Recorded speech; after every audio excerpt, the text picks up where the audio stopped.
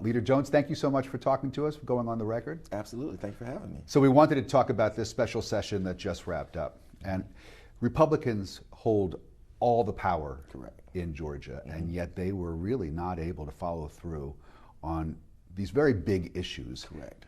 How did the Democrats pull that off? So let's start with redistricting. The way that was pulled off is because the people really were galvanized. It had a lot of energy against redistricting. We also had a lot of energy against redistricting. We, as a caucus, from the House caucus and the Senate caucus, were working together in tandem and actually putting a lot of pressure and saying that this redistricting is wrong.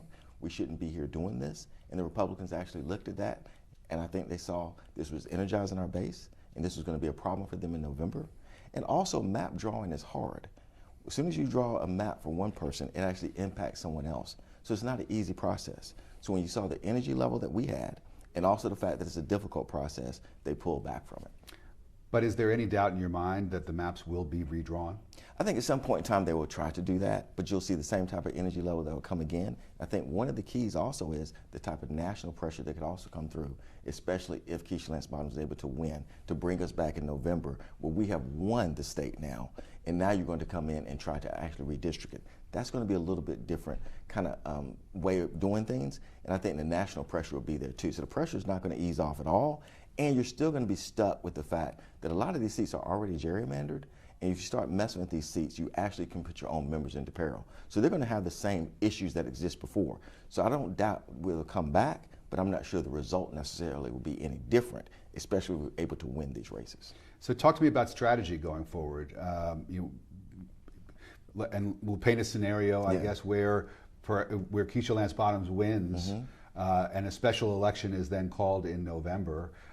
What do the Democrats do in order to try to prevent this from happening again? I think one of the things that we'll do is make sure, once again, that we have that national pressure that will be put on that.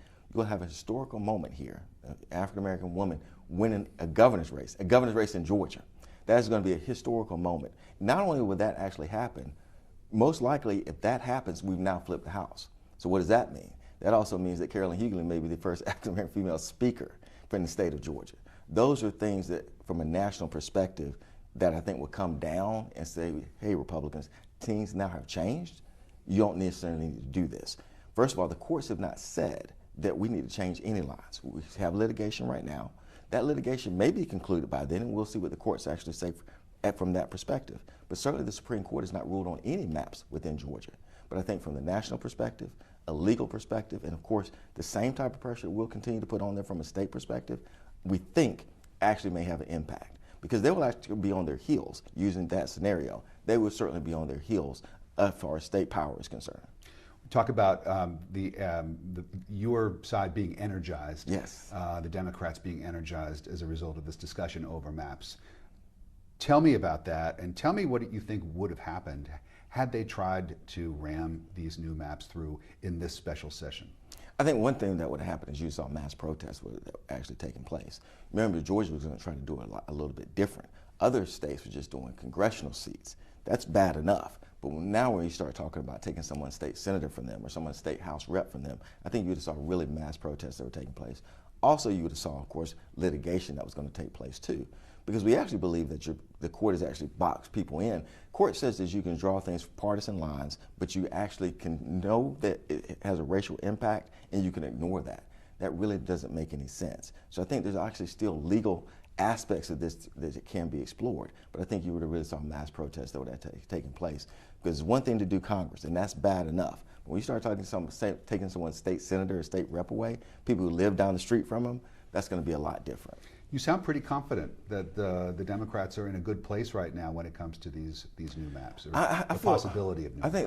I think you have to be confident in the standpoint that you realize that one of the things, the strategy that you used did work, and now you have to kind of continue with that strategy, also keep your folks energized. The key thing now is going to be winning. That's going to be the key. The key will be winning in November. If you don't win in November, then come January, everything's a little bit different. But the key thing will be winning in November. I think we can do that. I think that's the key. Well, we talked about a scenario where Keisha Lance Bottoms wins. What if Rick Jackson wins and the Republicans maintain control of the House? Then what? I think at that point in time, you'll be looking at more of the same. Quite frankly, the Republican Party is out of ideas. They're not really coming up with anything new. I think what you'll find there is you'll find a gutting of the budget, gutting of things that actually matter to Georgians. You won't find healthcare issues going to be addressed. You won't find the housing crisis going to be addressed. You won't find the rental crisis going to be addressed. I think you'll find more of the same. But that is why Democrats actually outvoted Republicans in this last primary, because of the fact that they see that this Republican Party has run out of ideas and they want to try something new. They want to go forward for things that are actually going to impact their life. Let's talk about the QR codes. Yes. That was another major issue in this special session that has just wrapped up. Yes. How did the Democrats, what was your strategy going in when it comes to the QR codes, and are you happy with the results? Not happy with the results at all, because we're doing the mandatory hand recount for the top 2 state races. So I think that still is problematic, because what's going to happen, if you look at studies and also real life experiences, the hand recount is going to produce different results. And unfortunately, you have people out there who are constantly saying about election rigging and things like that. Unfortunately, our own president talks like that, right? And so you're going to have different results that are going to take place for this hand recount, which will not necessarily help those people on those fringes as far as how they look at elections. We should continue to do the risk limit audits that we normally do. I think that actually works, and it actually would be what we should do, not doing the hand recount. So even though it's post-certification, it is still very problematic that we're going to be doing that. The agreement, though, as far as I have been able to read, is really hand recounts just for the top 2 races, for the governorship and the lieutenant governorship. That's correct. And only if the second place finisher is less than half point away. Is less than half a point away. Right. So it has to be an extremely close election. There's no doubt about that. This election could be that close, though. So let's understand that too. This election probably will be very close. So it still has its issues, but also let's don't forget this. It's a bill like any other bill. That's the compromise today. So you also ask what will happen if Republicans are able to win. We'll be revisiting this issue, unfortunately. Mm-hmm. So this is just, to me, a compromise where we are today. It's not necessarily the finished product if they actually take power in January. What's wrong with hand recounts? They're not accurate. That's the problem with them. And so we have studies. Rice University had a study say 50% of the time it's not going to be correct. It's not going to match up. It has 2 or 3% error rate. You've had counties throughout the nation that have actually tried to do hand recounts, and they stopped and say, look, this is much more difficult than we thought. It's a repetitive action. It's difficult. It takes a lot of people. It also takes resources. That's the problem with always saying that you're going to try to do a hand recount. Well, you can blame the president. You can blame some of your colleagues Absolutely. on the other side of the aisle for stoking this Yes. skepticism when it comes to election integrity. Right. But it's there. There are people here in Georgia that don't really feel comfortable with the way that our system is Mm-hmm. right now. And isn't it the responsibility of Democrats to work with Republicans to try to come up with a system that everybody can feel good about? I think they should feel good about the system that we have. The responsibility really lies with Republicans, who should have said these elections are safe and secure, because you had a Republican Secretary of State that was saying that. And so you should have said these elections are safe and secure, and that the people who we're actually following after the 2020 election don't have any credibility. And we want to tell you, as a Republican, as someone who saw their president lose, and of course it's all our presidents in reality, but president of our party lose, these elections were safe and secure, and the people that are saying these things, they are not credible. And so we're telling you that this is actually what the facts are. They refused to do that. They certified the election after 2020. They had no choice because the election was safe and secure. But they have always refused to actually say, the people that we were following around were not credible, you shouldn't have listened to them, and we shouldn't have listened to them. That is where the responsibility actually lies. And if they would have done that, I think a lot of the skepticism actually would have went away. If they said, the people that you're hearing out there in the national media, the national space, they're not credible. And in Georgia and across the nation, the elections were fine. They were safe and secure. You know how we know that? Because every person who wins or loses an election, they actually call their opponent and say, good job, you won, we'll work together, because they know the election was safe and secure. The people who actually are immediately impacted accept the election results because they know the results are correct. So as far as working on this bill as it stands right now, where do you think it's going to end up when it comes to QR codes? Well, I think one of the things is, of course, they have a commission, which we're concerned about because we're not guaranteed any representation. So there'll be a committee or commission that will be put forward. We have what's called in the Senate a committee of assignments. They get 3. The Speaker also gets 3, and the governor gets 3 appointments. But it's not a guarantee that Democrats will be on there, so that's one problem there. But let's assume we are already get some representation. That commission will actually specifically talk about hand paper ballots, and they'll actually do a recommendation. That recommendation is supposed to be at the end of January 2027. So we'll see what they come up with. Our main concern is that we're not guaranteed representation. Hopefully we will get that, and then we are at the table and talking, then hopefully we come up with a good recommendation. So there's a little bit of hope there, but we need to make sure we're at the table. And why is that a concern? Because when this bill was presented, the senator that was presented it actually stated that he and some others in a back room the night before determined what the bill would be. Just when we actually voted on this bill for final passage, once again it was stated, we met again, these same people met again, and we determined that this bill is okay. Well, we weren't at that meeting. So that's why we're concerned about having representation. So how do you get a seat at the table? Well, we're going to have to demand from our committee of assignments on the Senate side. On the House side, they'll have to make those demands that we actually get representation. Now, they have publicly said that they would do that, so we shall see. So on one level, we have their public pronouncement saying you will get representation. So we'll see if they hold to their word. Let's talk about property tax legislation, and this was another matter that was addressed during the special session, and the plan was to let cities and counties conduct their own referendum to impose a local option sales tax, I believe it's called, for every dollar spent on retail to cover losses of lower property taxes. You were able to stop that too? Yeah, we were able to get that stopped because it actually increases sales tax. They didn't have the votes for it to begin with, so it really was something that was coming forward that they knew was not going to win. And it wasn't going to win, not because we're mean, but because the fact of the matter is Georgians don't want their sales taxes increased. The fact is, if you own a home, you're really just replacing one tax with another. That's really what you're doing. It doesn't eliminate property taxes at all. It just says, okay, you may have a lower tax, but then we're going to replace it with a sales tax. If you don't own a home, you actually get any benefit from it. You're just being taxed, period. That's it. So no matter what, you're still going to have an increase in your sales tax. Most Georgians don't even want that. And so really this was a political play by the Republicans. They knew they didn't have the votes. And quite frankly, some of them probably didn't want to do it anyway because it is just a higher sales tax. That really is only the net gain that you have here. So what is the Democratic position when it comes to property taxes? Because you've got a lot of people, especially seniors who are on fixed incomes, they own their homes, they have for a long time, and all of a sudden every year their property taxes are going up and up and up. So what is the Democrats' plan to deal with these higher assessments? I think one level that you have to do from a local level is we can encourage to actually say you can lower your millage rate. Local communities always have the opportunity to do that. Another thing we can do, not just for property taxes, is have more targeted tax cuts or more targeted kind of tax incentives to help people actually get going, help small businesses actually be able to grow.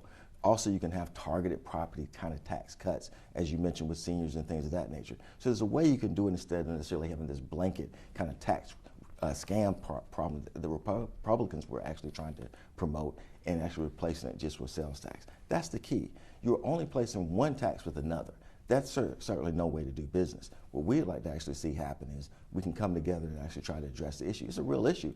All of us own homes, and we get that kind of sticker shock. We understand that. But at the same time, when you were just replacing one tax with another, that's a bait and switch to your voters. And then, of course, those who do not even own homes, all they're getting is just a tax, a higher tax. And that's just not fair. But talking about municipalities lowering millage rates, I don't know that I've ever done a story where there's been a vote to lower the millage rate. It feels like every time there's something happens with the millage rate, it's always being jacked up. Well, I was going to come to Augusta then because we actually do a pretty good job doing that. So I think some communities will, but I think the key thing is how can we actually make sure that we kind of keep caps onto that, and that caps on to raising those particular property taxes. That is something you can kind of look into. But to replace one tax with another just is not a proper answer to that. And that was the only thing that was actually presented this year. There was no presentation about other ways that we can do it. And we're never invited to the table to even bring those other ways. So that was the only real supposed idea that was even brought this year was let's just replace one tax with another. And all we're saying is that's not a good idea. Let's try to find something else. That would be the key of us winning. Let me tell the Georgians what the difference would be if we win. Actually, you'll actually have Republicans and Democrats will have to work together. if we flip the House, even if we flip the Senate, even if we have Keisha Lance Bottoms as governor, it'll still be close government. Persons then are going to have to work together. That's what's going to happen. That would be completely different than any time that I've been in the legislature since 2015. You'll actually see people have to work together and solve problems. That's a good thing for Georgians. It's actually good to have a close government to where people actually have to talk to each other and work together, and we can come up with some great ideas, and we can actually get some great things done. Now that we're on the other side of this special session, give yourself a grade. How did the Democrats do? I think we did A. We stopped redistricting. We stopped this bait and switch on the taxes. And even on the QR code, it could have been much, much worse. So we're able to actually put our foot down on that too. And so it could have been a lot worse. And if we get representation, we hopefully can come up with something that actually makes sense as far as trying to allay people's fears on elections. I don't think there should be any fears, but if we get representation there, I think we can help with that. So I believe we actually did pretty well. Look what we came in thinking. We would lose all these particular seats. We basically would raise sales taxes, and then the QR code, we might go to possibly hand counting of ballots. So those are the worst case scenarios that were out there, and none of those things really happened. So from our perspective, I think we did well. I think Republicans would look at it and look at it basically as one being a failure, quite frankly. They came in thinking they were going to take seats, did not happen. They came in thinking they gave at least political capital on this property tax. I don't think that happened. What the voters of Georgia heard was this is an increase in sales tax is what they heard. And they also came in thinking they might be to cause chaos with elections. That did not happen either. So to me, their three goals, they missed on all of those. What is your message as we're heading right into these midterms? So many important local races, so many important statewide races. Size up the Democratic field here going into the midterms. How are you feeling about it? I couldn't be happier. I think we have a great field. I think we're ready to go. I think our top two, especially our top two persons, with Senator Ossoff and also Keisha Lance Bottoms, is a great ticket. It's one that can go throughout Georgia and win. If we do not win this, it's totally our fault because our people are ready. They're energized. I think people who have actually voted for Republicans, they're saying this party does not have any ideas. We want to see something new. So they're ready to hear new ideas. So if we do not win this, it's totally on us. So we have to make sure that we continue to put our message out there, be very strong with our message, be very resolute with our message, show our candidates who are great candidates, and let's actually win in November. And looking at the Republicans who are on these tickets, how do you size them up? What do you think is going to be some of the biggest challenges for Democrats in trying to beat Rick Jackson and Mike Collins and then all of the down ballot candidates as well? I think our only biggest challenge is to make sure that we actually stick to our issues. That's going to be the key thing because we know that they'll try to get off message as far as the economy is concerned, off message as far as actually improving Georgia's lives and talk about things that really do not matter. So we have to stay resolute in our particular message. That's going to be the key thing. Resolute that we want to help Georgians with the health care and child care and the housing crisis that exists in Georgia. As long as we're resolute in that and not get off message, I think we'll be fine.